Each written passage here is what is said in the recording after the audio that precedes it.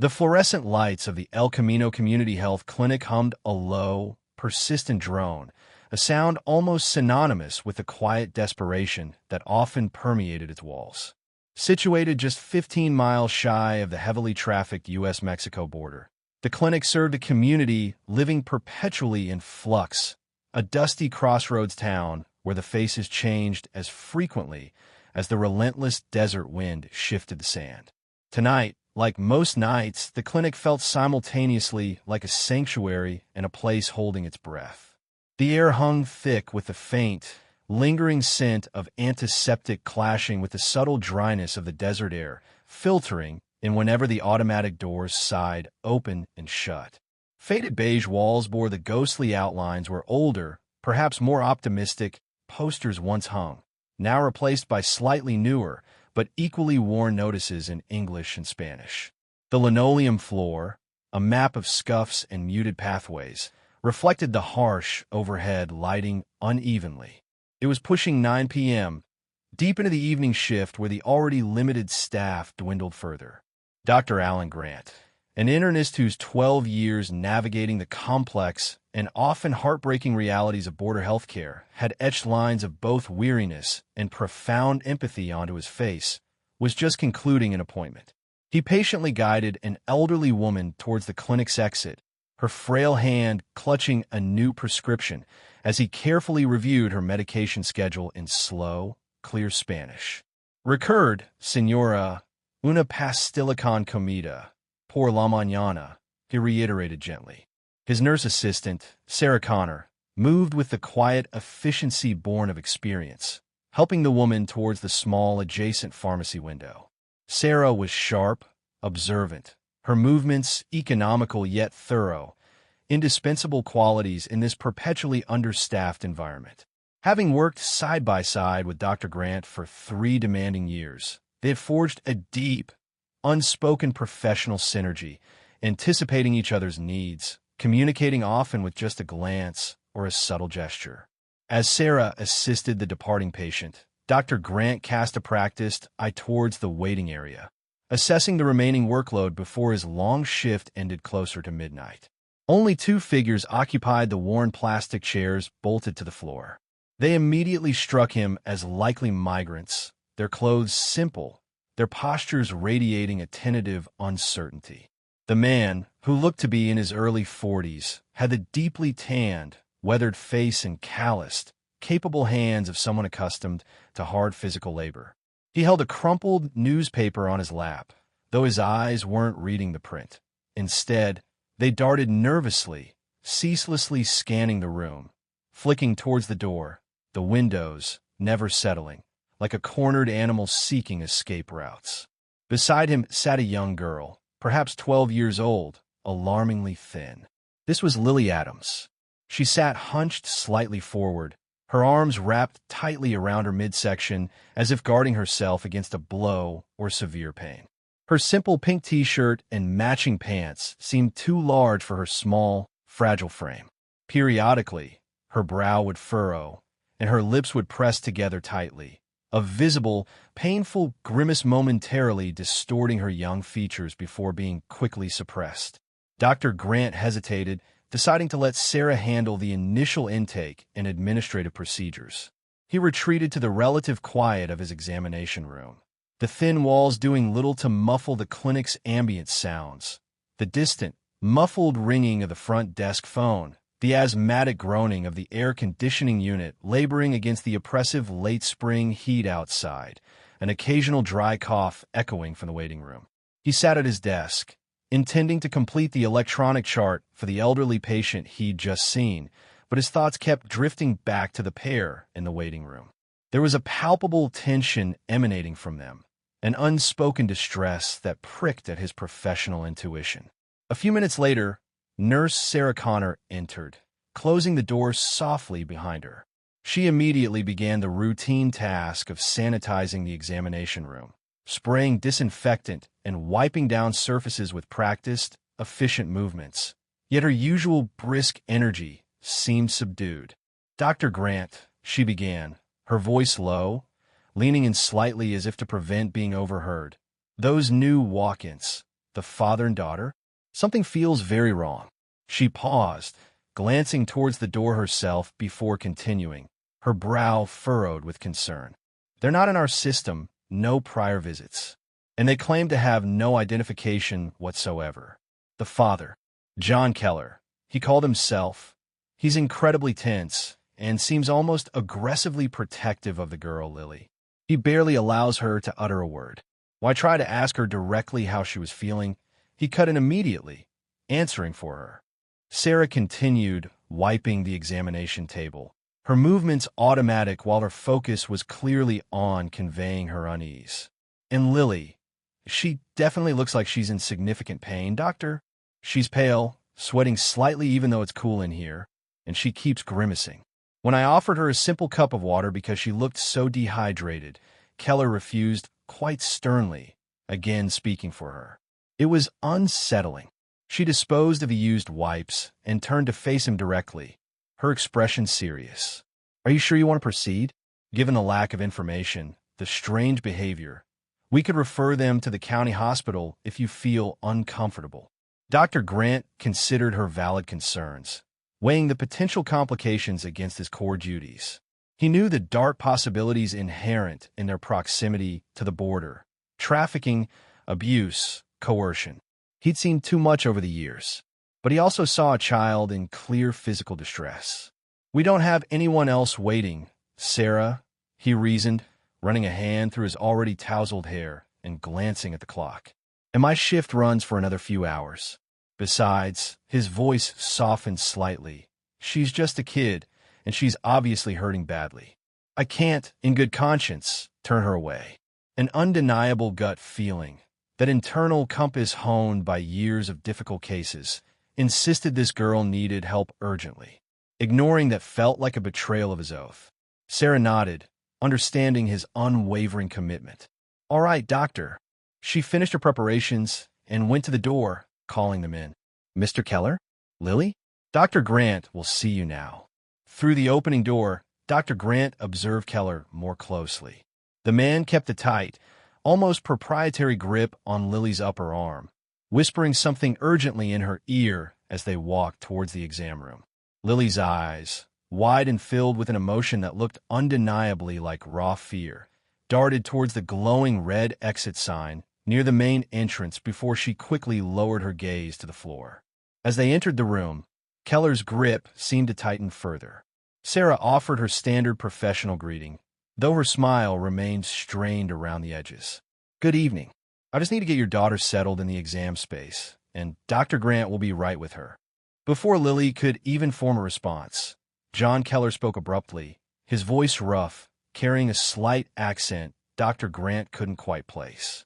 It's just a simple stomach bug, he stated dismissively, his eyes hard and challenging. She probably ate something bad. Just needs some medicine to settle her stomach. Nothing serious, nothing complicated. Lily stood beside him like a small, silent shadow, looking even paler up close, almost translucent. A fine sheen of perspiration coated her forehead.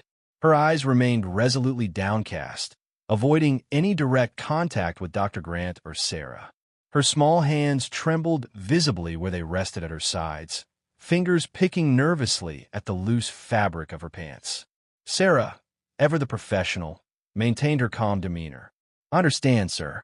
However, standard procedure requires the doctor to perform an examination first before any medication can be prescribed.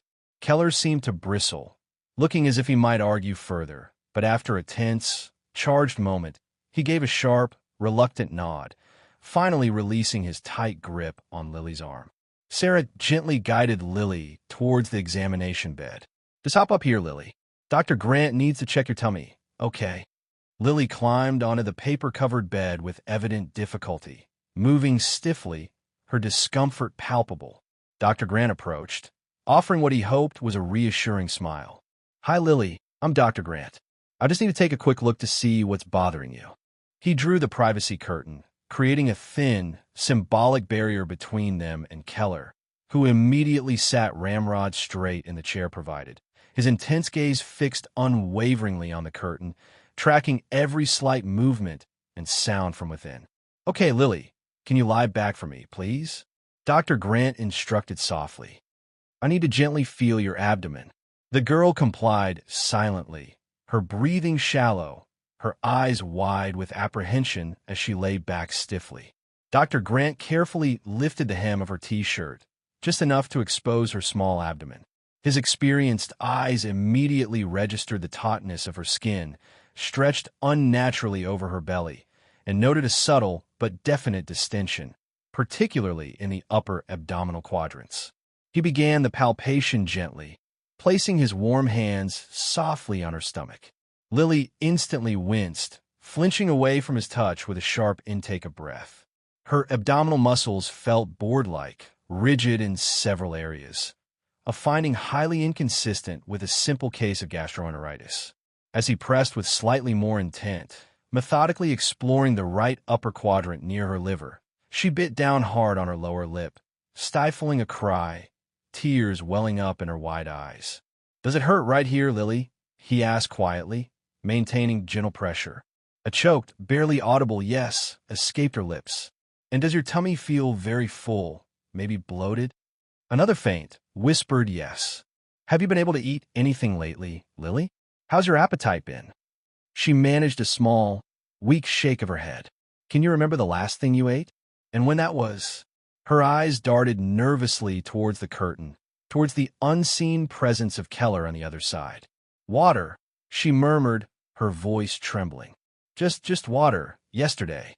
Dr. Grant kept his expression carefully neutral, a mask of professional calm, despite the klaxons now blaring silently in his mind. The girl's extreme fear, coupled with the alarming physical findings, the rigidity, the distension, the localized pain, the dehydration, the lack of food intake, painted a deeply disturbing picture. While parental anxiety and overprotectiveness were common near the border, this felt different, more sinister. The hardness he felt in specific areas of her abdomen wasn't uniform. It suggested something solid, something obstructing, something foreign.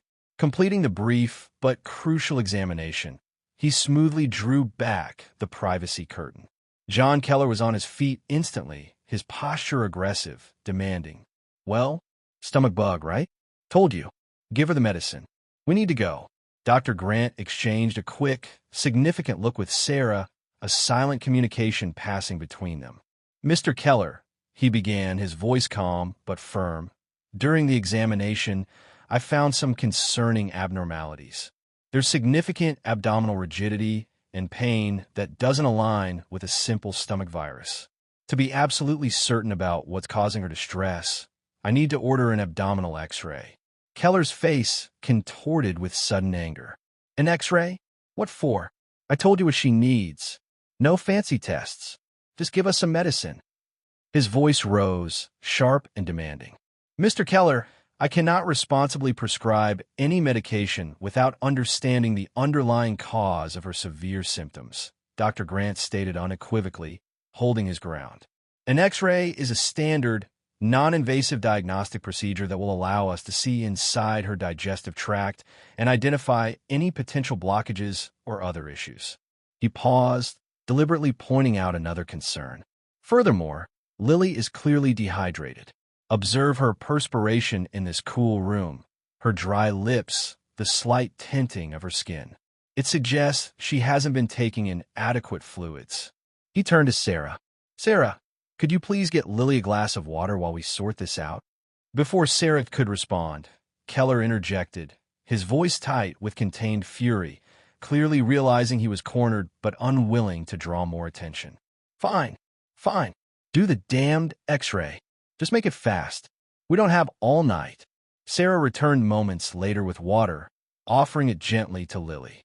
The girl glanced fleetingly, fearfully, at Keller, then shook her head almost imperceptibly, whispering a refusal while avoiding everyone's eyes. Dr. Grant quickly prepared the necessary requisition forms for the X-ray. "Mr. Keller, please take these forms down to the radiology department. Nurse Connor will show you the way. We'll need you to wait there while the X-ray is taken, and then please return here so we can discuss the results." Dr. Grant noted again how Lily struggled to even stand, slouching and instinctively clutching her abdomen. "Sarah," he added quickly, "please get Lily a wheelchair. There's no need for her to walk in this much pain." Sarah promptly retrieved a wheelchair from the hallway. Lily sank into it gratefully, a wave of visible relief washing over her strained, pale features. As Sarah began wheeling Lily out of the room, followed closely by a tense and watchful Keller, Dr. Grant felt a heavy stone of dread settle in his stomach. Every instinct screamed that this situation was far more dangerous than it appeared. The X-ray, he fervently hoped, would provide the definitive, undeniable answers he needed. While Lily and Keller were down in radiology, Dr. Grant checked the waiting room again, still empty. The clinic had fallen into a profound late-night quiet, broken only by the rhythmic sigh of the air conditioner and the distant hum of the refrigerators in the small lab. The silence felt heavy, amplifying his growing unease. He couldn't shake the image of Lily's frightened eyes or the feeling of her rigid abdomen beneath his fingers. Driven by a need to oversee the process, or perhaps just by his escalating anxiety, he left the exam room and walked down the short, dimly lit corridor towards the radiology suite. The clinic's radiology department was basic but functional, a single room housing the necessary equipment for standard diagnostic imaging. As Dr. Grant approached, he saw John Keller pacing agitatedly just outside the closed door, speaking urgently and rapidly into his cell phone in low, guttural Spanish. Keller's face was a mask of stress, his free hand clenched into a white-knuckled fist at his side. The moment Keller spotted Dr. Grant approaching, he ended the call abruptly, his expression instantly hardening into one of cold suspicion and hostility. Dr. Grant offered a neutral nod. "Mr. Keller," he advised calmly, gesturing down the hallway away from the sensitive equipment, "it's generally better practice to make calls further away from the radiology equipment. Strong cellular signals can occasionally interfere with the imaging process." Keller narrowed his eyes, scrutinizing Dr. Grant for any hidden meaning, but eventually moved a few steps further down the corridor as instructed, though his distrustful gaze remained fixed on the doctor. Dr. Grant pushed open the door to the radiology room. Inside, the technician, Sam, was carefully positioning Lily on the large, flat X-ray table. The girl lay unnaturally still, her face stark white against the dark tabletop, etched with lines of pain and fear. Sam looked up as Dr. Grant entered. "Ready to take the shot now, Doctor," he confirmed quietly. Dr. Grant nodded, stepping back against the wall to stay out of the way as Sam aligned the X-ray tube overhead. "Okay, Lily, deep breath in and hold it perfectly still for me now. Just for a second," Sam instructed kindly through the intercom system. Lily gave a small, jerky nod, her eyes wide and fixed on the imposing machine above her. The familiar, powerful hum of the X-ray machine filled the small room for a brief moment as it captured the internal image of her abdomen.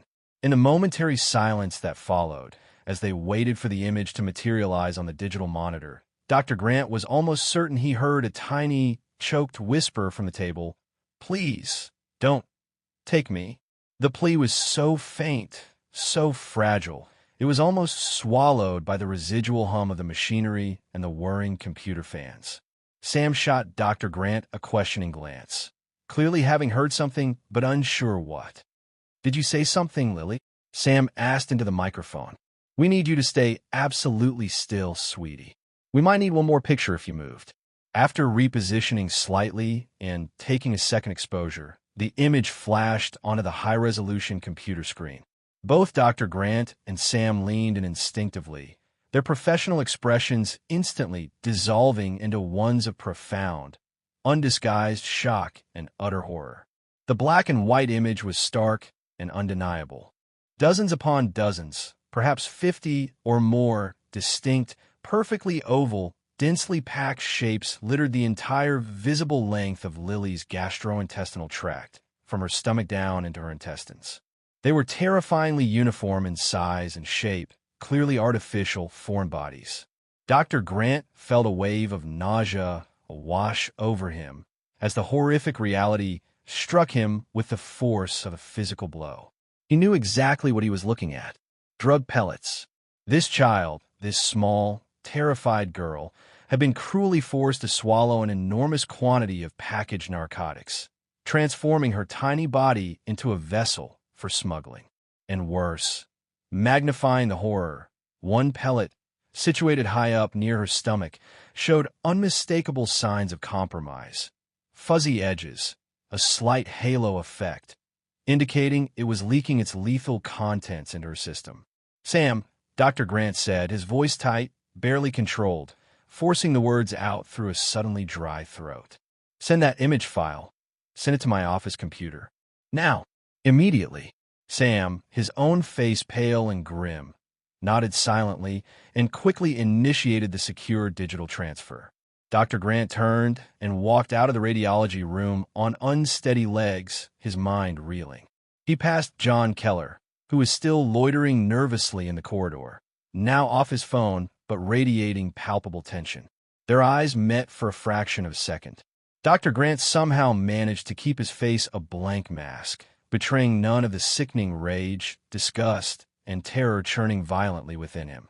He hurried back to the sanctuary of his office, closing the door firmly behind him. He practically lunged for his computer, his heart pounding against his ribs.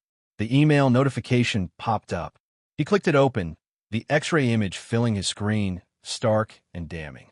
He zoomed in, scrutinizing the details. He counted quickly, well over 3 dozen pellets visible. The leaking one was undeniable. It explained everything: the pain, the rigidity, the dehydration, the fear. Lily was actively being poisoned from within. If that package ruptured fully, the massive overdose would almost certainly be fatal for a child her size. His hands trembling slightly, he quickly opened a browser window, searching secure medical databases for comparative images and case studies of internal drug smuggling or body packing. The images and descriptions matched perfectly. While most cases involved adults, the databases contained chilling reports of children being exploited as mules due to their ability to evade suspicion. The cruelty was staggering. Leaning back heavily in his chair, Dr. Grant closed his eyes for a moment, pressing his fingers hard against his temples, trying to quell the rising tide of helpless fury. Lily wasn't just sick. She was a victim, actively being exploited, her life hanging precariously in the balance for someone else's profit. And the man pretending to be her father, John Keller, was almost certainly not her parent, but her handler, a callous trafficker directly responsible for her potentially lethal condition. He glanced through the small window in his office door. Keller and Lily hadn't returned yet. They were likely waiting, assuming a diagnosis of a stomach bug was forthcoming. This brief window was his only opportunity. With newfound resolve firming his features, he picked up his desk phone, his fingers punching in 911 with deliberate precision. He kept his voice low but urgent, acutely aware of the thin walls. "This is Dr. Alan Grant at the El Camino Community Health Clinic," he began, speaking clearly and concisely. "I have an emergency situation.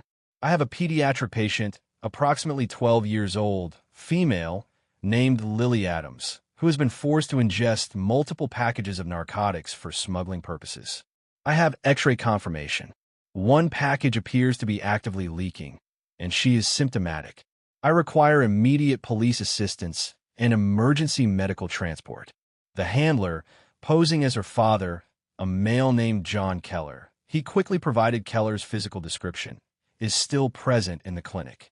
"He is dangerous and likely unaware that I know the truth. The child's life is in imminent danger." He stressed the urgency again. "Please expedite.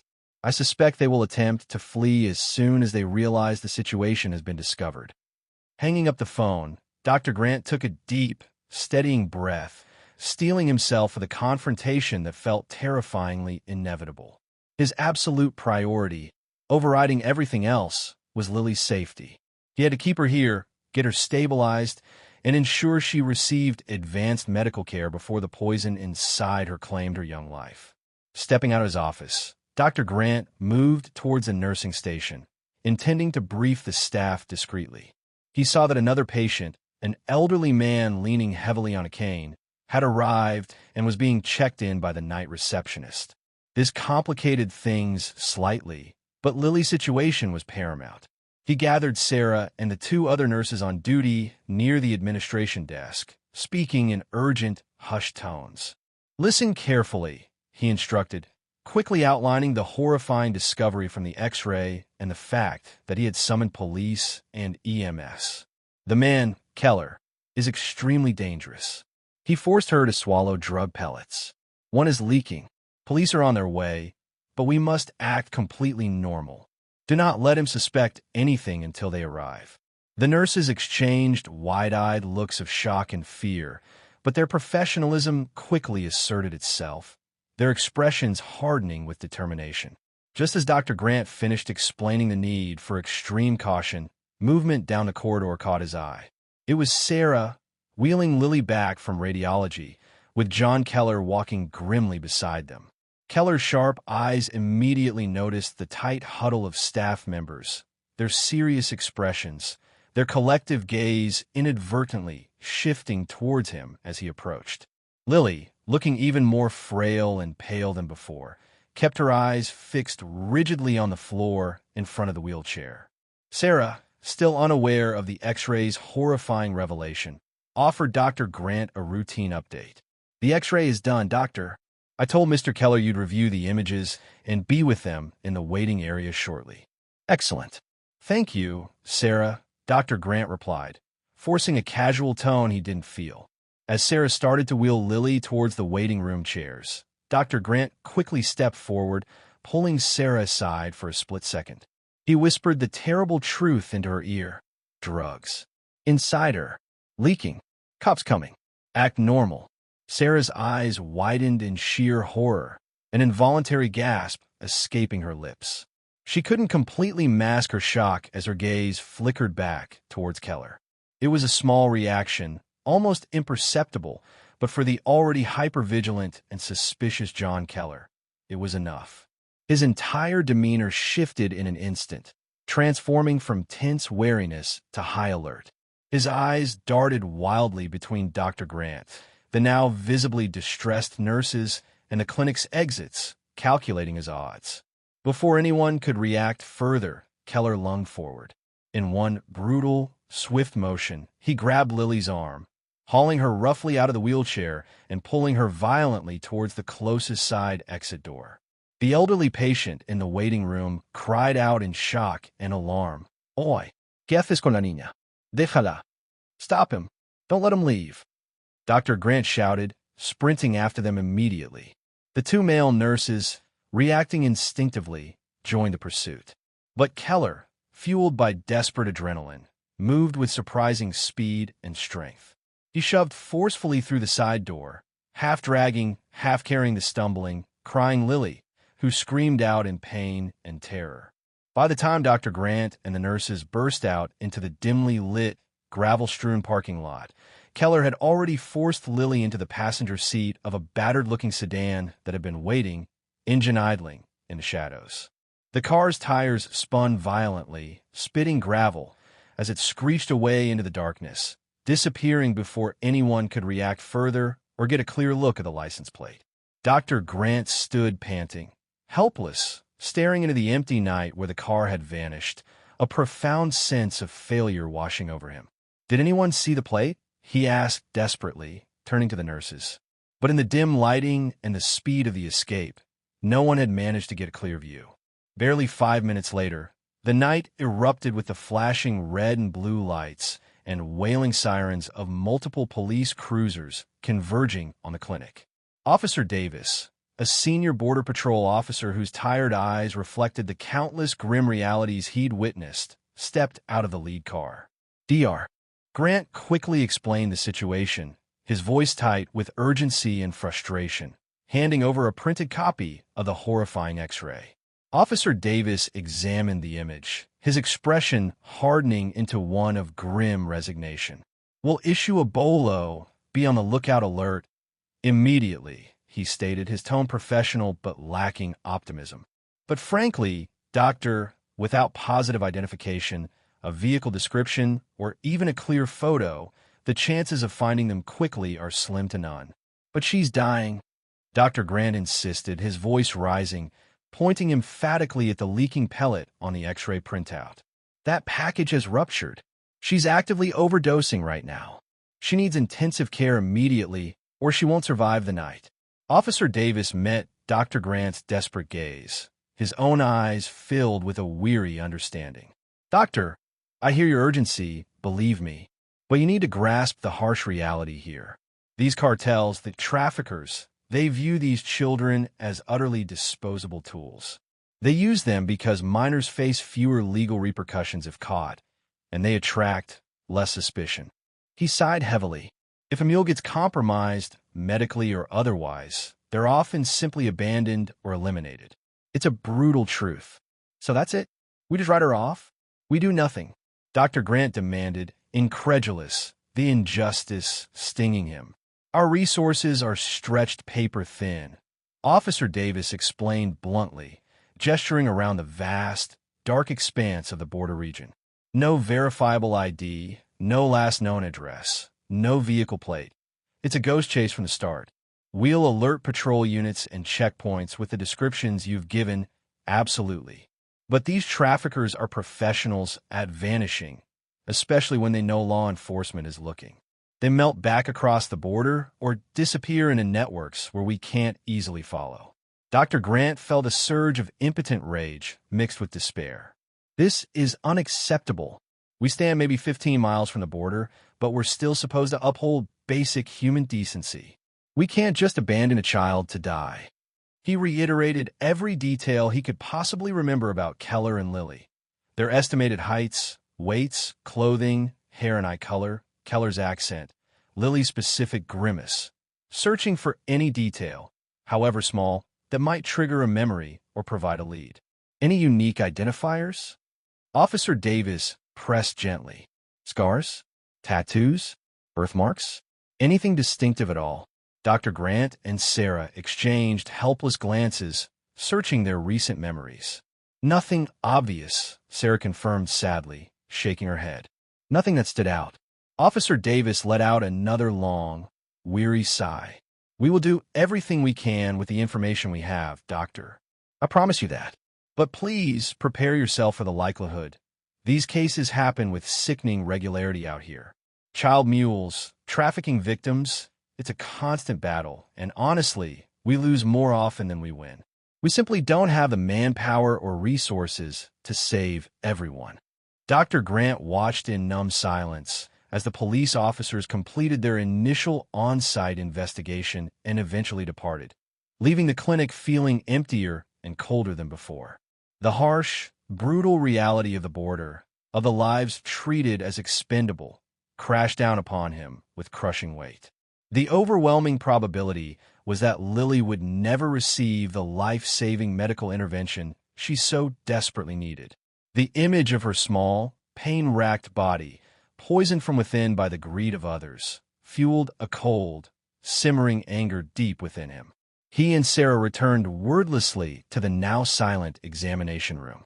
The elderly patient with the cane was still waiting patiently, a stark reminder that the mundane demands of medicine continued even in the face of extraordinary horror. Compartmentalizing his turmoil, Dr. Grant forced himself to focus, to provide care, but Lily's terrified face remained superimposed over everything he saw. The following hour crawled by. Dr. Grant diagnosed the elderly man's kidney infection, carefully explained the antibiotic regimen, and answered his questions. He then saw 2 more walk-in patients with minor complaints, a sprained ankle, a persistent cough. He performed his duties meticulously, professionally, but his mind was a whirlwind, constantly replaying the events, seeing the X-ray, hearing Lily's choked whisper, feeling the crushing weight of his failure to protect her. Finally, at 11:45 p.m., the clinic officially closed. The remaining staff filed out, exchanging tired goodnights. Sarah lingered briefly, placing a comforting hand on Dr. Grant's shoulder. "You did everything humanly possible, Alan," she said softly, using his first name, a rare occurrence reserved for moments of shared stress or grief. "Don't torture yourself with what-ifs." He managed a faint nod, appreciating her kindness even though it offered little solace to his bruised conscience. Thanks, Sarah. Drive safe. Alone in the silent clinic, Dr. Grant found himself unable to leave immediately. He sank into his office chair, pulling up medical journals and case studies on his computer, compulsively researching body packing, focusing on pediatric cases and outcomes following package rupture. The statistics were horrifyingly grim. Mortality rates were staggeringly high, even for adults with immediate access to advanced surgical intervention and intensive care. For a small, malnourished child like Lily, the odds were devastatingly poor. Reading the cold, clinical descriptions of toxicity, organ failure, and death felt like another form of torture. After nearly half an hour immersed in the grim data, he finally pushed back from the desk with a heavy sigh, the weight of the night pressing down on him. It was time to go home, though he knew sleep would be elusive. He methodically gathered his belongings, his worn leather briefcase, his jacket. He walked through the darkened clinic, switching off the remaining lights, the clicking echoes loud in the stillness. He locked the front and side doors securely, the tumblers sounding unnaturally loud.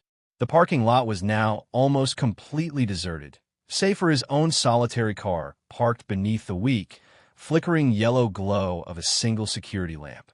The air felt heavy, unnaturally still.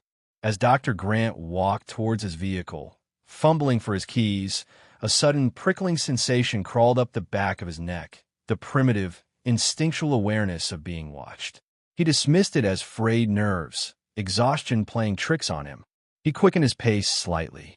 Suddenly, a figure detached itself from the deep shadows near the clinic wall, moving with unnerving speed and silence. Before Dr. Grant could fully register the movement or turn, he felt the ice-cold, unmistakable pressure of a gun barrel jammed hard against his spine. "Don't make a sound," a voice growled, low and menacing. A voice he instantly recognized with a jolt of adrenaline-fueled fear. It was John Keller. "Turn around. Slowly. We're going back inside. My daughter needs you. Now." Dr. Grant froze, his breath catching in his throat. "Keller." He slowly, carefully raised his hands, letting his briefcase drop silently onto the cracked asphalt. "One shout, one wrong move, and I shoot," Keller warned, his voice strained, desperate. Dr. Grant risked a backward glance. Keller's finger was tied on the trigger, his knuckles white. "The safety's off. Don't test me. Where's Lily? Is she?" Dr. Grant's medical training surged forward, battling the paralyzing fear. "By the side door. She's bad. Real bad. You need to fix her. Now walk." Slowly, hands still raised high, Dr. Grant turned robotically and walked back towards the clinic, Keller pressing the gun painfully into his back, guiding him. As they rounded the corner towards the side entrance, Dr. Grant saw her. Lily was lying crumpled on the ground near the door, motionless. Her condition had deteriorated catastrophically since he'd last seen her just hours before. Her skin bore a frightening, dusky blue tinge, severe cyanosis. A small trickle of white foam oozed from the corner of her mouth. Her eyes were closed, fluttering weakly. Her breathing was terrifyingly shallow, rapid, and irregular. She was dying. "Fix her," Keller demanded again, his voice cracking, the gun still aimed steadily at Dr. Grant. "I'll do everything I can," Dr. Grant replied, his focus instantly shifting to the critically ill child, the immediate threat to his own life momentarily secondary. "But I need you to lower the gun, Keller. I can't work effectively with that pointed at me. Put it away." Keller hesitated, his hand visibly trembling, torn between threat and desperation. "How do I know you won't just call the cops again? How do I trust you? Look at her, man." "DR," Grant urged, his voice sharp with urgency. "That pellet ruptured, just like I warned you. She's drowning in whatever poison you forced into her. We don't have minutes, we have seconds. Every moment you hesitate, she gets closer to dying. Let me work. You can keep the damn gun, just don't point it at me while I'm trying to save her life. Do you want her death on your conscience for the rest of your life?" After a heart-stopping pause, the raw fear for Lily overriding his paranoia, Keller slowly lowered the weapon, though he kept it gripped tightly in his hand, a constant, implicit threat. "Save her," he choked out, the words thick with a desperate plea. For the first time, The fear in his voice sounded genuine, directed entirely towards Lily's survival. Dr. Grant scrambled for his keycard, fumbling slightly with trembling fingers before swiping it successfully, unlocking the side door. He carefully scooped Lily's terrifyingly limp and lightweight body into his arms, rushing her inside. He bypassed the initial exam rooms, heading straight for the small, better-equipped emergency treatment room. He gently laid her unresponsive form onto the examination bed. Instinct and years of training took over completely. Dr. Grant moved with rapid, focused precision, gathering essential supplies. For catheters, saline bags, tubing, intubation equipment just in case, activated charcoal, and the necessary setup for whole bowel irrigation. The only immediate intervention possible outside of a hospital setting to try and flush the remaining pellets and leaking toxins from her system.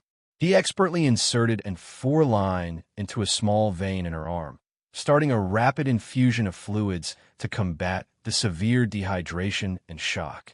He attached vital sign monitors, the electronic beeps confirming her dangerously rapid heart rate and low oxygen saturation. Lily was barely conscious, emitting only faint, occasional moans. "I need to give her a small dose of sedative," Dr. Grant explained tersely to Keller, who hovered anxiously nearby, the gun now ominously tucked into his waistband. "It will stop any struggling, make her more comfortable, and allow me to perform the irrigation procedure more effectively and safely." After administering the medication intravenously, Dr. Grant began the complex and unpleasant process of whole bowel irrigation, carefully monitoring Lily's vital signs as the fluid began its work. "This might help temporarily," he explained, never taking his eyes off the monitors and Lily's shallow breathing. "It might flush out some of the leaking drug and maybe push the intact pellets along faster. But it's not a cure. She needs surgery, Keller. Major surgery, to physically remove every single one of those remaining packages. There must be dozens still inside her. Any one of them could rupture at any second, just like the first one did. I don't have the surgical tools, the anesthesia equipment, or the sterile environment here to do that. It's impossible." Keller's face hardened again, his brief vulnerability evaporating under the harsh reality. "No hospitals. I told you. Then she will die." Dr. Grant insisted forcefully, finally looking up, meeting Keller's desperate eyes. "Probably within the hour. This irrigation is just buying minutes, maybe. Her only chance is a fully equipped operating room and a surgical team. I have to call 911 for transport." Keller's hand instinctively went to the gun in his waistband, his expression turning menacing again. "No, you fix her. Here." Dr. Grant fought to keep the rising panic out of his voice. "I physically cannot, don't you understand? There is nothing more I can do for her here. This clinic doesn't have the resources. She needs specialized care." He paused, a desperate, reckless idea flashing through his mind. A long shot, but perhaps the only way. "Listen, I have a friend. He's a veterinarian. His clinic isn't far. He has a sterile surgical suite, anesthesia machine, instruments, maybe." Keller stared at him, his eyes narrowed in disbelief and deep suspicion. "A veterinarian? Are you insane? You want to take my daughter to an animal doctor?" "He has the equipment," Dr. Grant insisted, praying the desperate bluff would work. "A sterile room, surgical tools, anesthesia. Things I don't have here. It's unconventional, I know, but Keller, it might be her only chance if you refuse to go to a real hospital." He watched Keller waver, the man's gaze flickering between Dr. Grant's desperate face and Lily's still, fragile form on the bed. Lily coughed weakly then, a spasm racking her small body, more foam appearing at her lips. That seemed to decide it. Keller gave a curt, agonized nod. "Okay, fine, do it. But this better not be a trick, doctor. For your sake." "It's not a trick," Dr. Grant lied, his heart pounding. "I need to call him now. Arrange it immediately. Stay here with her. Watch her breathing. Call me if anything changes, understand?" "I'm coming with you to make the call," Keller countered instantly, unwilling to let him out of sight. "No," Dr. Grant snapped back, finding unexpected authority in his desperation. "If this is going to work, you need to trust me for 5 minutes. Stay with Lily. She needs you here. Monitor her. I'll be right back."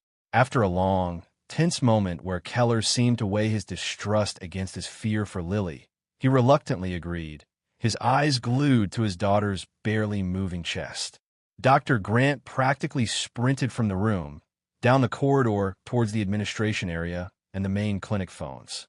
His hand was shaking as he lifted the receiver, but instead of calling any fictitious veterinarian, he punched in 911 for the third time that night.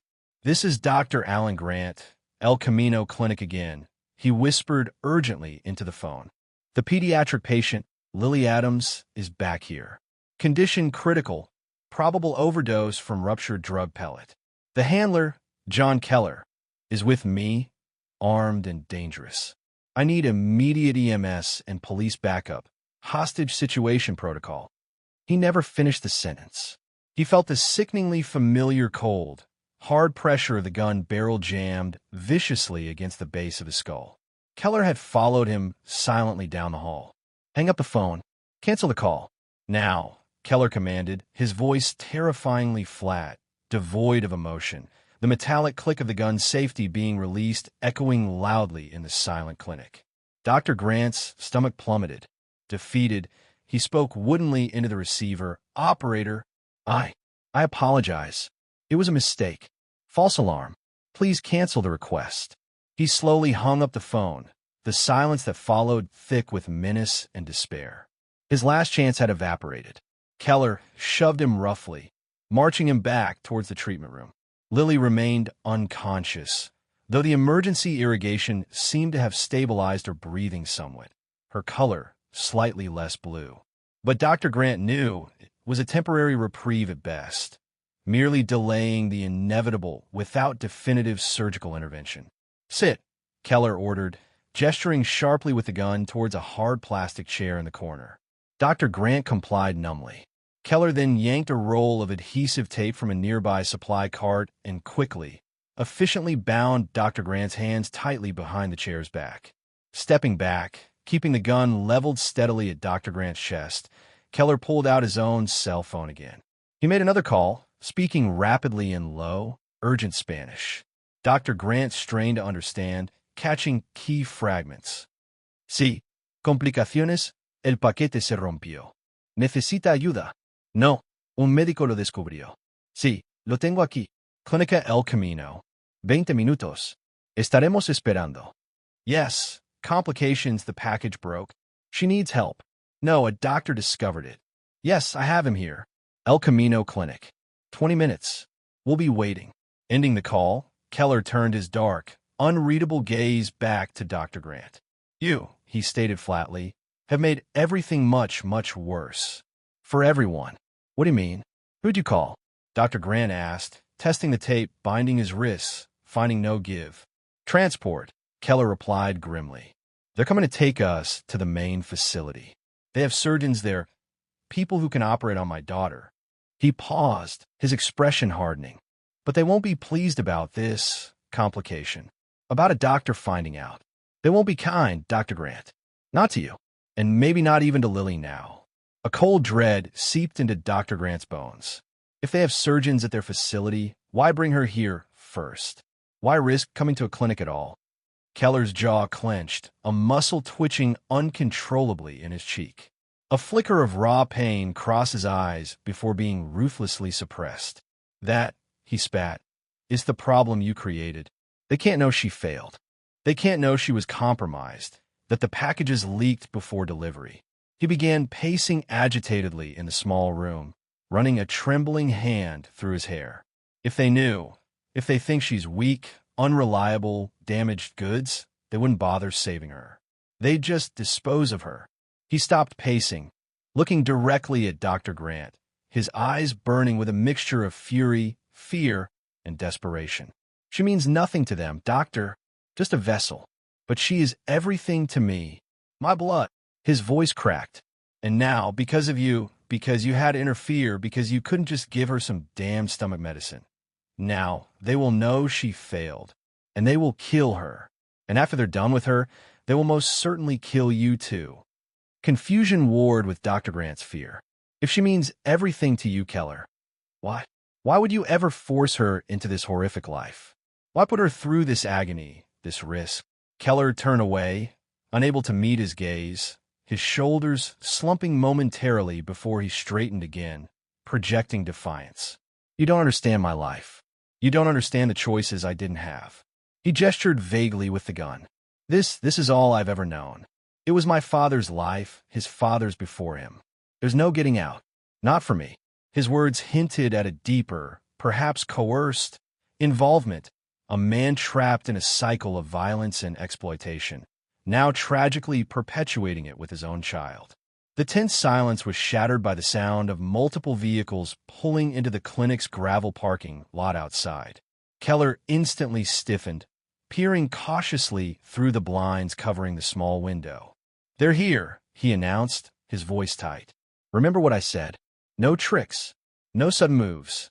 He quickly checked the corridor, then returned, using a pocket knife to swiftly cut the tape binding Dr. Grant's wrists, but immediately pressed the gun hard into his ribs. "You walk out ahead of me. Slowly. Don't say a word unless you're spoken to." The side door swung open, and 4 men entered silently, moving with a chilling, coordinated professionalism. They were dressed head to toe in black tactical gear, their faces completely obscured by balaclavas. 2 went immediately to Lily's bedside, their movements swift and practiced as they disconnected Dr. Grant's 4-line in the monitors, carefully but quickly transferring her small, inert body onto a sophisticated portable stretcher they carried. Their efficient handling, the way they checked her airway and secured her restraints, indicated advanced medical, possibly paramedic or even surgical, training. They weren't just thugs, they were specialists in this grotesque trade. As they wheeled the stretcher carrying Lily rapidly towards the exit, a 3rd man, enormously built, with shoulders like boulders and cold, dead eyes visible even through the mask slits, grabbed Dr. Grant's arm in a bruising grip. Without a word, he frog-marched Dr. Grant forcefully outside. 2 vehicles waited in the darkness, engines running. A large, windowless van, into which the team was currently loading Lily's stretcher, and a menacing black SUV with heavily tinted windows that seemed to absorb the surrounding darkness. "Get in," the large man grunted, shoving Dr. Grant violently towards the rear door of the SUV. Dr. Grant stumbled, catching himself just before falling, and climbed awkwardly into the back seat. John Keller slid in immediately beside him, the gun still held tightly in his lap. The large man then handed Keller a coarse, rough burlap sack. "For the doctor," he instructed curtly. Before Dr. Grant could react or protest, Keller pulled the suffocating sack swiftly over his head, plunging him into a world of scratchy darkness and the smell of dust and mildew. The SUV door slammed shut, and the vehicle lurched forward, accelerating rapidly away from the clinic, leaving Dr. Grant disoriented, terrified, and utterly blind, speeding towards an unknown and horrifying destination. The journey felt both terrifyingly long and jarringly short. Dr. Grant sat rigidly, the rough burlap scratching his face, his senses overwhelmed by the smell of the sack, the rumble of the engine, the feeling of Keller's tense presence beside him, and the utter lack of visual input. He tried to track their route by turns and stops, but quickly became disoriented. Finally, the vehicle slowed, turned sharply, and came to an abrupt halt. He heard doors opening, muffled voices speaking in Spanish. Then his own door was yanked open. Rough hands grabbed him, pulling him unceremoniously from the vehicle. He stumbled on an uneven surface, gravel, perhaps, before being guided, still hooded, through what felt like a heavy industrial door. The air changed, becoming cooler, with a faint chemical undertone mingling with something metallic, perhaps blood. He was pushed down into a hard chair, and then, finally, the suffocating sack was ripped from his head. He blinked furiously against the sudden, painfully bright fluorescent light, his pupils struggling to adjust. As his vision cleared, he found himself in a large, windowless room. Concrete floors, bare metal walls painted a sterile white, harsh overhead lighting casting long, distorted shadows. He was tied securely, ropes this time, biting into his wrists and ankles, to a heavy metal chair bolted to the floor in one corner. In the center of the vast, cold room stood a state-of-the-art surgical table, complete with advanced monitoring equipment, anesthesia machines, and gleaming trays of surgical instruments laid out with meticulous precision. 3 figures, identically clad in black surgical scrubs, masks, caps, and gloves, moved around the table with a silent, focused intensity that was deeply unsettling. They communicated solely through minute gestures and nods, their movements perfectly synchronized, like a well-rehearsed macabre ballet. On the table lay Lily. She was deeply anesthetized, her small chest rising and falling almost imperceptibly, connected to a ventilator and a myriad of monitors displaying complex waveforms and numbers. A large screen mounted on the wall nearby showed a magnified, real-time endoscopic view from inside her body. Dr. Grant, his medical mind instinctively analyzing the image despite his terror, recognized they were performing a laparotomy, a major abdominal surgery, meticulously locating and extracting the drug pellets one by one.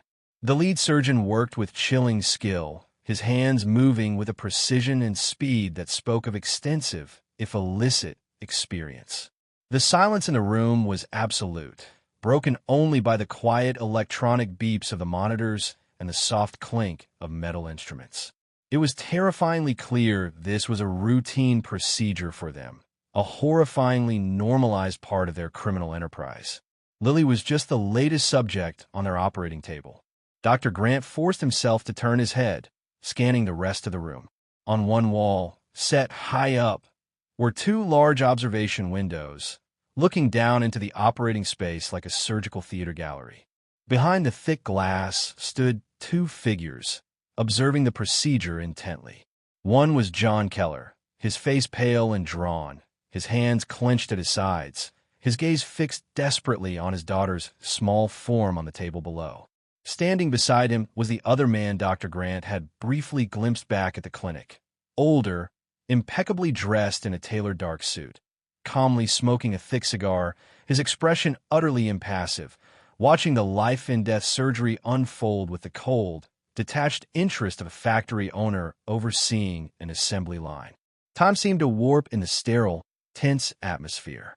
Dr. Grant had no idea how long he sat there, bound and helpless, watching the grim procedure, but eventually, the surgical team finished. The last pellet was removed, placed carefully alongside the dozens of others in a sterile metal basin. The lead surgeon closed the incision with practiced speed, applying sutures and dressings. The anesthesia was adjusted, and the team disconnected Lily from some of the machines, carefully transferring her onto a waiting gurney. They wheeled her swiftly out of the room through a side door, leaving Dr. Grant alone once more in the stark, silent operating theater, the lingering smell of antiseptic and something vaguely metallic heavy in the air. His mind raced. What now? What would they do with him? Minutes later, which felt like hours, one of the masked nurses re-entered the room. She approached him silently, carrying a folded set of black scrubs. Without a word, she used surgical scissors to cut the ropes binding him to the chair. She then pointed toward another door, smaller than the main entrance. "Shower room," she stated flatly, her voice muffled and devoid of inflection behind the mask. "Clean yourself up. Change into these." She thrust the folded scrubs at him. Dr. Grant slowly got to his feet, rubbing his chafed wrists, his muscles stiff for being held immobile for so long. What happens now?" he asked, his voice hoarse. "What are you going to do with me?" The nurse didn't reply, her posture rigid, offering no hint of humanity or information. But before she could turn to leave, the main door swung open again. The tall, imposing man with the shaved head and the jagged scar running from his eye to his jawline entered, his cold eyes immediately fixing on Dr. Grant. The nurse quickly scurried out of the room. "Dr. Grant," the scar man began, his voice smooth, almost incongruously refined, "you have unfortunately become inconveniently knowledgeable. In your specific skills," he added, gesturing vaguely towards the now empty operating table, "are potentially valuable." He circled Dr. Grant slowly, like a predator sizing up its prey. "Therefore, You are presented with two distinct paths forward. He stopped directly in front of Dr. Grant, his gaze intense and unnerving. Option 1. You will thoroughly clean yourself, don the provided uniform, and you will become part of our medical team. You will follow all instructions without question or hesitation. We are aware of your surgical background. Your skills will be utilized. The implication hung heavy and chilling in the air. Forced participation in their grotesque operations. And option 2, Dr. Grant managed to ask, his throat tight. Option 2, the scarred man replied with unnerving calm, is that you refuse to cooperate. In which case, your continued existence becomes a liability we cannot afford. We would be forced to terminate your involvement. Permanently. I will never work for criminals like you. Dr. Grant spat out, finding a surge of defiance fueled by revulsion and anger. Do what you want. I'd rather die than become a part of this monstrosity. The scarred man actually chuckled, a dry, rasping sound utterly devoid of humor. Death? Oh, doctor, who mentioned death? We find that unproductive. There are far more persuasive options available. Just then, as if on cue, the door opened again. Another rough-looking guard entered, forcefully pushing a terrified young boy, no older than 10, stumbling into the room. The boy was sobbing silently, his eyes darting around in panic, his small body trembling violently. Allow me to clarify your choices, the scarred man continued, his voice hardening, gesturing first towards the basin containing the dozens of pellets just removed from Lily. Option 1 remains. You join our surgical team. Your first assignment, under the supervision of our lead surgeon, will be to assist in the surgical implantation of these specific packages into the digestive tract of this young man. He then gestured towards Dr. Grant himself. Option 2, you refuse. In that case, you will be sedated, and you will become the next vessel. These packages will be surgically implanted into your body. Doctor, you will then serve as one of our higher-value couriers. A cruel, predatory smile twisted his lips. Don't underestimate our methods of ensuring compliance, doctor. We recruit from all walks of life. Professionals like you, doctors, lawyers, business people, with clean records and respectable appearances, often make the most effective, least suspicious mules. You'd be surprised who travels with a secret inside them. Dr. Grant stared, aghast, from the weeping, terrified boy to the cold, hard eyes of the scarred man. The choice was unthinkable, barbaric. Operate on an innocent child, becoming the very monster he despised, or become a walking time bomb himself, forced into servitude, facing an almost certain gruesome death when a package inevitably ruptured. He felt physically ill, his stomach churning with horror and despair. He glanced around the room again.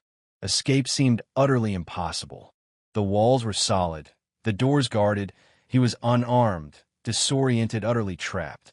Regardless of your ultimate contribution, the scarred man said with a final, dismissive smirk, you require cleansing. Put on the scrubs. The clock is ticking, doctor.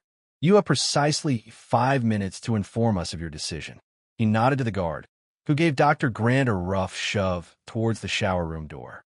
Numbly, Dr. Grant took the offered black scrubs. As he walked past the terrified little boy, their eyes met for a heartbreaking second. The sheer, unadulterated terror in that child's gaze struck Dr. Grant to his core, shattering any remaining fragments of indecision. He could never participate in inflicting such horror on another human being, especially a child. He would find another way. He had to. The change room was stark and utilitarian. A small shower stall, a basic sink, a coal metal bench. The door clicked shut behind him, locking automatically. Dr. Grant leaned heavily against the cool, tiled wall, his mind racing, desperately seeking any glimmer of hope, any possible strategy in this impossible situation. He splashed cold water on his face from the sink, trying to clear his head. He quickly changed into the black scrubs, the fabric feeling alien against his skin.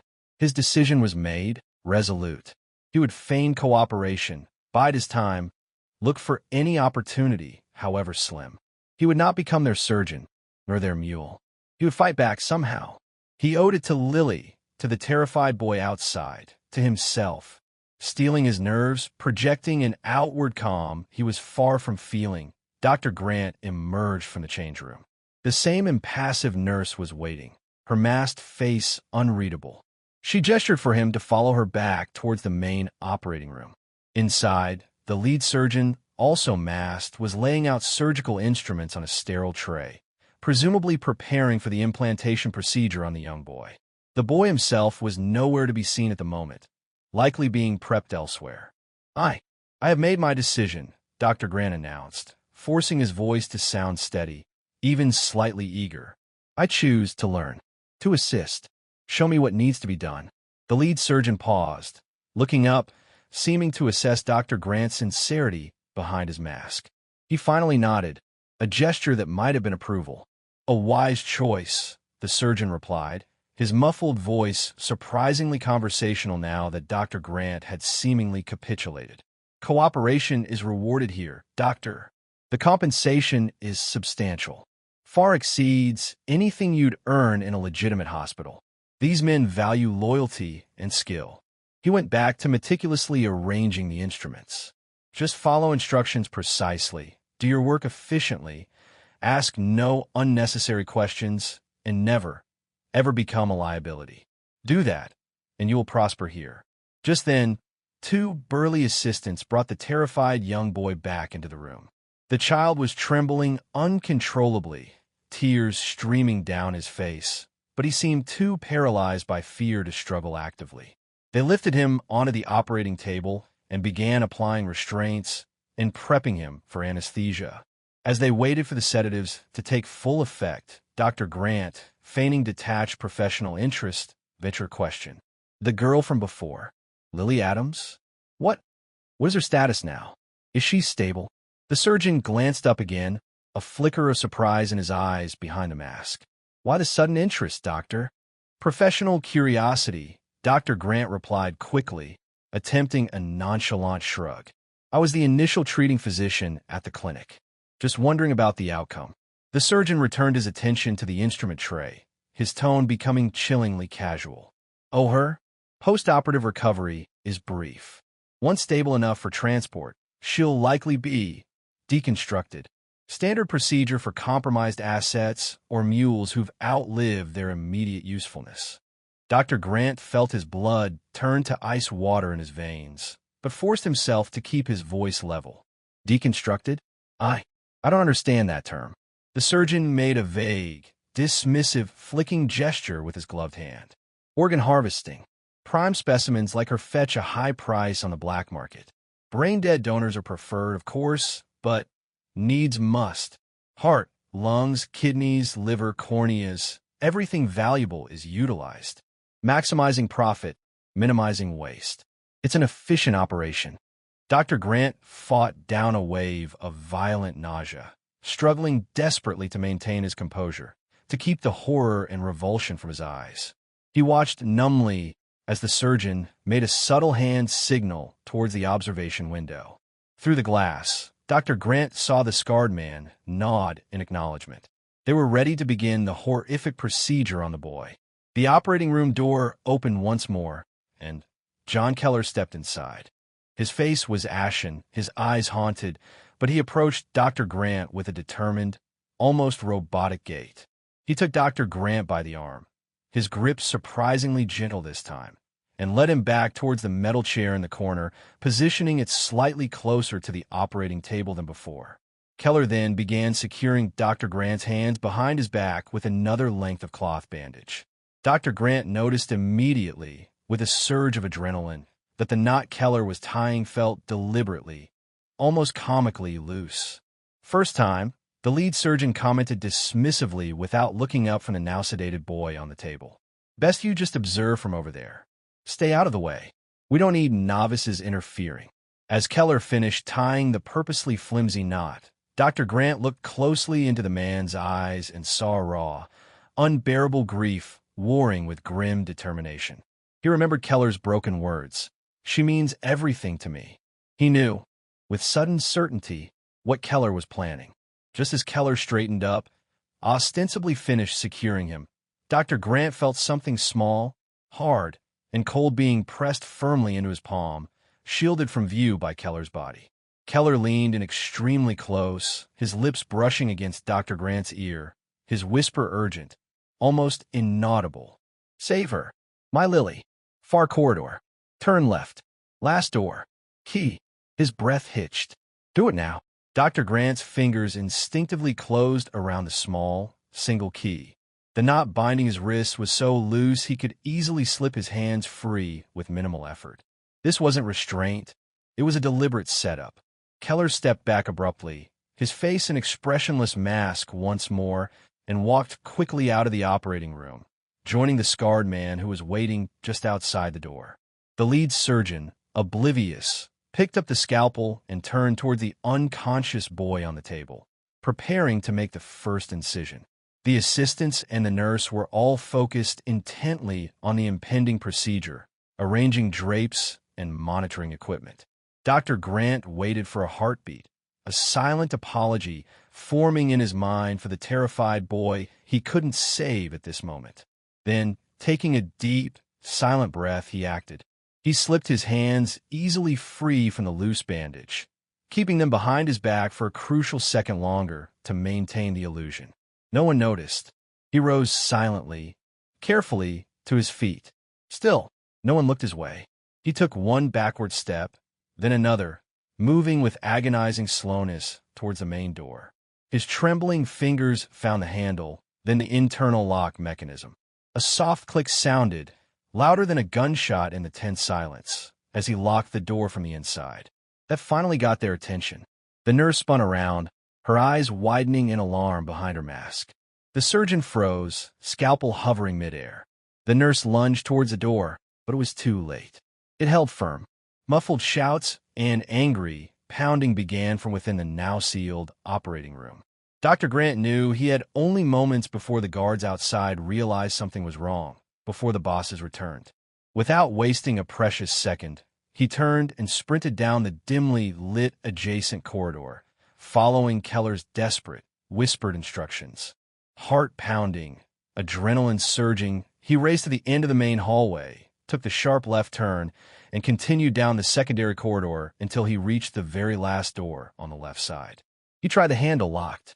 His fingers, slick with sweat, fumbled for the key Keller had given him. He jammed it into the lock, relief washing over him as it turned smoothly. He pushed the door open and slipped inside what appeared to be a small, cluttered, windowless office. John Keller was inside, pacing like a caged tiger, his face etched with unbearable tension. He looked up as Dr. Grant burst in, relief momentarily flooding his features. "Thank God. You made it," he whispered urgently, quickly closing and locking the office door behind them. "We have no time. You have to get her out of here now." "Keller, wait." Dr. Grant panted, tried to catch his breath, his mind still reeling. "Why didn't you just grab her and run yourself? You have a gun. You know the layout. Why rely on me? Why didn't you just call the police if you wanted her safe?" Keller's face crumpled, shame and self-loathing washing over him. Because I'm part of this," he choked out, running a shaking hand through his hair, his composure finally shattering completely. "This filth, it's in my blood. I don't deserve to be saved. I don't deserve to be a hero." He struggled for control. "But Lily, my Lily, she's innocent. She deserves a chance. A real life. Something I could never give her." He looked imploringly at Dr. Grant. "You have to take her, doctor. Take her somewhere far away, somewhere they can never find her. Give her a new name, a new life. Promise me. You're her only hope. Even if I got her out, they'd hunt us down eventually. She'd never be truly safe with me." "And what about you, Keller?"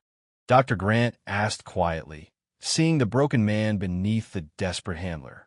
"What happens to you now?" "My story ends here," Keller replied, a heavy, fatalistic resignation in his voice. "There's no other path for me. I was born into this. I'll die in it." He suddenly thrust the small pistol he carried into Dr. Grant's hand. "Take this. When you leave, shoot me. Make it look real. Then take my wallet, my phone, anything to make it look like a struggle, like you overpowered me." They're holding Lily sedated in room 15. It's 3 doors down on the right side of the main corridor. They were planning to harvest her organs within the next few hours. His voice broke completely on the last words. Dr. Grant stared down at the cold metal of the gun in his hand, then firmly pushed it back towards Keller. "No, Keller, I won't shoot you. I can't."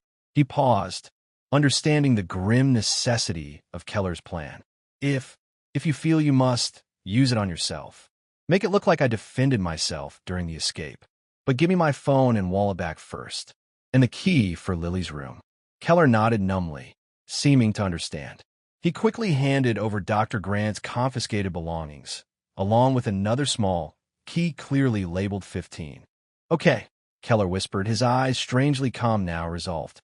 "When you hear the shot, don't hesitate. Run straight for her room. Lock the door. Call for help. They'll be confused, distracted. It will buy you the time you need." Dr. Grant took the items, his hand trembling slightly as he pocketed them. "Thank you, Keller. For Lily. She does deserve better." "So much better," Keller echoed quietly, profound regret filling his voice. "Better than me. Now go. Go." Dr. Grant slipped out of the office, closing the door softly behind him. He moved swiftly, silently down the main corridor, his footsteps muffled on the concrete floor, counting the doors. 1, 2, 3 doors down on the right. Room 15. Just as he reached it, the sharp, deafening crack of a single gunshot reverberated through the building from the direction of the office he had just left. Immediately, shouts erupted, doors slammed open, heavy footsteps pounded down the hallway, chaos and alarm spreading rapidly. Taking advantage of the crucial seconds of confusion Keller had bought him with his final, desperate act, Dr. Grant jammed the key into the lock of room 15. It turned. He pushed the door open, slipped inside, and immediately threw the deadbolt, securing the door behind him. Lily lay on a narrow cot, still unconscious from the heavy sedation, but her color looked slightly better, her breathing more regular than it had been in the clinic. Dr. Grant rushed to her side, quickly checking her pulse, weak but steady. He pulled out his recovered cell phone, his fingers flying over the screen, dialing 911 for what felt like the 100th time that night. "This is Dr. Alan Grant," he stated urgently, his voice low but clear when the operator answered. "I need immediate police backup and medical evacuation. I have been kidnapped, along with a minor, Lily Adams. We're being held at." He scanned the room frantically, spotting a discarded patient chart near the cot. He read the address printed at the top clearly to the operator. "There are multiple armed individuals associated with a drug cartel. They are performing illegal surgeries. The child is post-operative after forced ingestion of drug pellets and requires immediate transport to a hospital. Please hurry. Stay on the line, Dr. Grant," the operator instructed, her voice calm and professional. "Units are being dispatched to your location immediately. Can you confirm your exact location within the building?" "Room 15. It's locked from the inside." "DR," Grant replied, moving strategically to position himself between Lily's cot and the locked door, phone pressed tightly to his ear, listening intently to the sounds of commotion escalating outside in the corridor, shouting, running footsteps, doors being kicked open.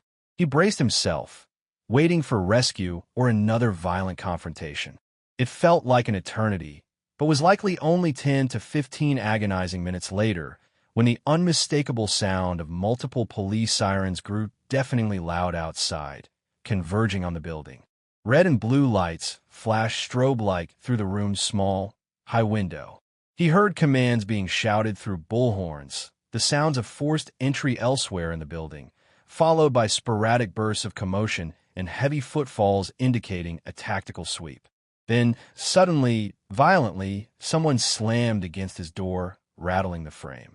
Dr. Grant tensed, instinctively shielding Lily's cot with his own body. "Who's there?"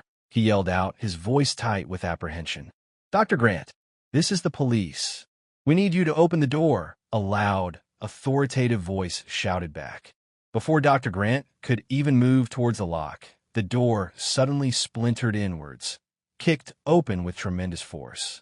Standing silhouetted in the brightly lit hallway beyond wasn't a police officer, but the lead surgeon from the operating room, his face, now stripped of its mask, contorted into a mask of murderous rage. He held a pistol, raising it swiftly, aiming directly at Dr. Grant. "You!" The surgeon snarled, recognizing him instantly. "You traitorous bastard! You brought them down on us." He fired. The shot exploded deafeningly in the confined space, the bullet whizzing past Dr. Grant's head, embedding itself harmlessly in the wall behind him. Before the surgeon could correct his aim or fire again, several heavily armed SWAT officers materialized behind him in the doorway, weapons leveled. "Police! Drop your weapon! Now!" one officer commanded. The surgeon hesitated for a fatal microsecond, then made the suicidal decision to swing his weapon towards the officers. Another volley of shots erupted, swift and precise. The surgeon collapsed to the floor, motionless. Tactical officers immediately swarmed the room, weapons sweeping every corner, securing the area in seconds. One officer approached Dr. Grant cautiously. "Dr. Grant? Are you all right?" Yes, I'm okay," Dr. Grant confirmed, lowering his hands slowly, his body trembling with reaction. "The girl, Lily, she needs an ambulance immediately. She's post-op from forced drug pellet removal." More officers flooded the room. Paramedics were summoned urgently over the radio, and the scene quickly transitioned from violent confrontation to controlled rescue operation. As paramedics began assessing Lily and preparing her carefully for transport, an officer gently guided Dr. Grant. "Sir, we need to get you and the child out of here safely. The building is secure, but still an active crime scene with multiple suspects being detained." Dr. Grant nodded numbly, allowing himself to be escorted out of the room, following closely behind Lily's stretcher. As they navigated the corridors, now filled with uniformed officers, detectives, and forensic technicians, Dr. Grant saw the true nature of the facility. Not a vast warehouse, but a compact, chillingly efficient, illicit surgical center hidden within an unremarkable industrial building on the desolate edge of town. Outside, under the glare of portable floodlights and the flashing emergency beacons of countless police and emergency vehicles, the full scale of the operation became apparent. Dr. Grant watched as handcuffed individuals were led towards police vans, the masked assistants, the impassive nurse, other guards he hadn't seen before. Then, with a sickening lurch in his stomach, he saw another stretcher being loaded into a separate ambulance. On it lay a small, still figure covered by a sheet. The boy from the operating room. Dr. Grant closed his eyes briefly, sending up a silent, desperate prayer for his survival. His gaze then fell upon another group of detainees being escorted toward the squad car. John Keller was among them, flanked by 2 officers. His arm was heavily bandaged and bleeding, a realistic-looking but clearly non-lethal wound. As Keller was being urged forward, his eyes scanned the chaotic scene and found Dr. Grant's. Across the distance, amidst the flashing lights and shouting, their eyes locked for a brief, intense moment. Keller gave the barest hint of a nod, a silent transmission of acknowledgement, perhaps even gratitude, before being pushed into the back of the police car. Dr. Grant understood. The self-inflicted wound completed the narrative Keller had orchestrated, the desperate handler shot and overpowered by the escaping doctor. Keller had sacrificed his freedom, likely facing decades in prison, to protect his daughter and the man who had helped save her. An officer touched Dr. Grant's arm gently. "Dr. Grant, we need to escort you to the station to provide a full statement. Detective Sandoval is waiting for you there. We have a car ready." Dr. Grant nodded, his mind still processing the enormity of Keller's sacrifice. He glanced towards the ambulance where paramedics were stabilizing Lily.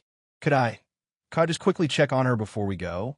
"Absolutely, doctor," the officer replied understandingly, leading him towards the ambulance. Dr. Grant spoke briefly with the lead paramedic. "How is she really doing?" "Vitals are stabilizing," the paramedic reported professionally. "The surgery, whoever did it, was surprisingly clean, minimal bleeding. She's fighting. She has a chance, doctor. A good chance now." A wave of profound relief washed over Dr. Grant, the first positive news in what felt like an eternity. He followed the officer to the waiting police car, taking one last look back at the sinister building now crawling with law enforcement. He climbed into the back seat, the door closing with a solid thud, separating him finally from the immediate horror, but leaving him with the indelible scars of the night's events. The police station buzzed with controlled chaos. Suspects were being processed, evidence bagged, phones ringing constantly. Detective Maria Sandoval, whose sharp eyes seemed to miss nothing, led Dr. Grant to a quiet, private interview room away from the main hubbub. She offered him a bottle of water and sat opposite him behind a simple table. "Dr. Grant," she began, her voice calm and professional but laced with empathy, "I know this has been an incredibly harrowing ordeal. Please, just tell me everything you can remember from the moment Mr. Keller and Lily Adams arrived at your clinic. Take all the time you need." Dr. Grant took a sip of water, gathering his thoughts, and began recounting the long night's events, starting with his initial suspicions at the clinic, the examination findings, the horrifying X-ray discovery, Keller's desperate escape, the terrifying armed confrontation in the parking lot, the forced return, the emergency treatment under duress, Keller's call to his associates, the abduction, the makeshift operating room, the barbaric choice he was given, and finally, the escape and rescue. When Detective Sandoval eventually steered the questioning specifically towards the details of his escape from the locked office and the subsequent shooting of John Keller, Dr. Grant paused. He replayed Keller's desperate plea, his final sacrifice, the silent nod across the parking lot. He could expose Keller's final act of redemption, reveal the truth of the assistance he received. But he remembered Keller's broken words, "I don't deserve to be a hero." He thought of Lily, and the future Keller had so desperately wanted for her, a future potentially complicated if her father was lauded as a collaborator. "John Keller," Dr. Grant stated, his voice carefully measured, meeting the detective's gaze, "was waiting for me when I broke free from the operating theater area. He intended to prevent my escape, to take me back to his bosses. We struggled violently in that office. He had the gun. He tried to shoot me. I managed to wrestle it away from him, and I shot him. In self-defense." He described finding the key labeled 15 conveniently dropped during the struggle near Keller's desk, finding Lily's room, locking himself inside, and calling 911. It felt like a betrayal, yet also like the fulfillment of a final, unspoken promise. Detective Sandoval listened intently, taking copious notes, her expression revealing nothing. "He was quite insistent in the car that you shot him without provocation while kidnapping the girl," she commented neutrally. "Your account aligns with his accusation against you, albeit from the perspective of self-defense." She made another note. "And your motivation throughout all this, Doctor? Facing down armed men, risking your life repeatedly for this specific child." Dr. Grant thought of Lily's small hand closing around his, the flicker of hope in her eyes. "She was an innocent victim, Detective," he said simply, truthfully. "Abused, exploited, her life treated as disposable. As a doctor, as a human being, I couldn't stand by and let that happen. I had to try and save her." Detective Sandoval studied him for a long, penetrating moment, then seemed to accept his statement at face value. "All right, Dr. Grant, we appreciate your cooperation. This information is invaluable and confirms our intelligence about the Alonzo cartel's methods. We'll need you to review your statement once it's typed up. Would you like us to arrange transport for you to the hospital now, to see Lily? We have officers stationed there who can facilitate a visit." "Yes," Dr. Grant replied instantly, a surge of protectiveness rising within him. "Yes, please. I need to see her." "Consider it done," Detective Sandoval assured him. "We will keep you informed as the investigation progresses. Your testimony tonight may help us dismantle a significant part of this network." Hours later, after formally reviewing and signing his statement, Dr. Grant was finally escorted from the police station. An officer accompanied him to the hospital. The drive was silent, Dr. Grant lost in a tumultuous sea of thoughts, relief, grief, guilt, and a daunting sense of responsibility. At the hospital's pediatric intensive care unit, the atmosphere was hushed, broken only by the soft beeping of monitors. Lily was in a private room, a police officer stationed discreetly outside her door. Dr. Grant entered quietly. Lily was awake, small and frail against the crisp white sheets, but her eyes, though shadowed with trauma, were clear. A faint spark of recognition lit them as she saw him.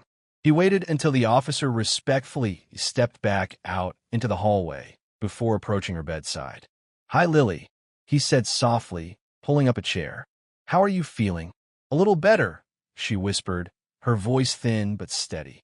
"It doesn't hurt as much here." She touched her bandaged abdomen gingerly. "They gave me juice." A tiny smile touched her lips. Dr. Grant checked her chart briefly, noting the positive trend in her vital signs. He sat beside her, taking a deep breath before speaking the difficult words he knew he must. "Lily," he began gently, "I need to talk to you about your father." Her eyes immediately filled with apprehension. Is he?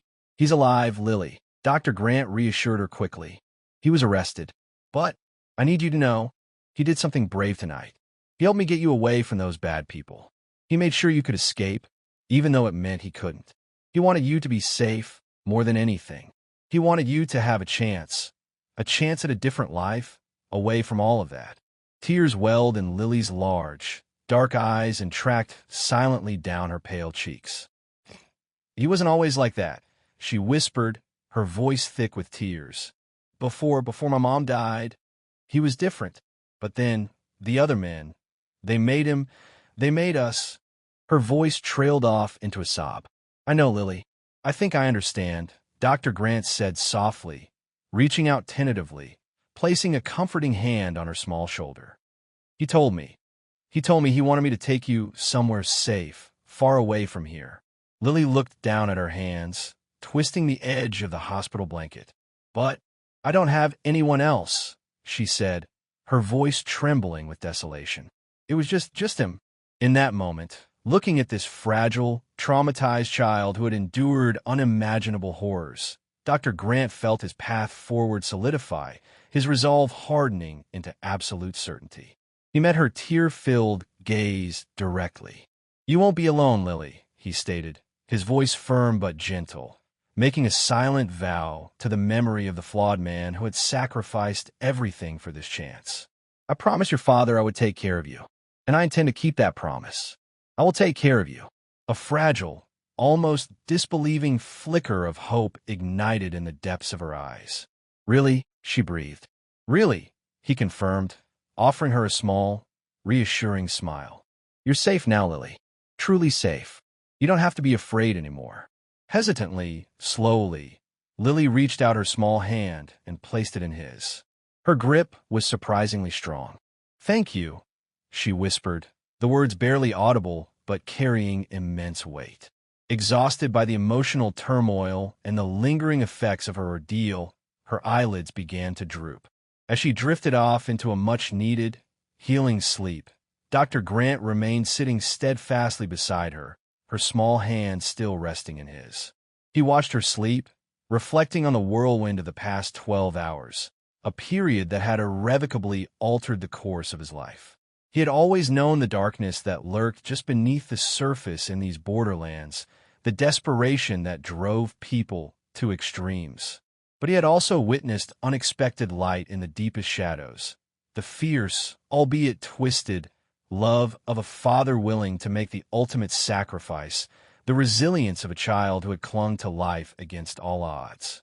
He knew the road ahead would be incredibly difficult, navigating the legal complexities of custody, helping Lily heal from profound physical and psychological trauma, building a new life together. But looking at Lily's peaceful face, he felt not daunted, but filled with a quiet, fierce determination. His medical oath had been tested by fire, forged into something stronger, more profound. He would protect this child. He would honor his promise. He would give her the future that had been so nearly stolen. He would heal not just her body, but perhaps, in time, her spirit too. And in doing so, perhaps find a measure of healing for himself. Thank you for embarking on this intense journey with us. Stories like these remind us of the complexities of the human spirit, the darkness and the light that reside within. If this narrative moved you, We invite you to subscribe to our channel for more thought-provoking and compelling stories. Your support is deeply appreciated and helps us continue our work. Thank you for watching and listening.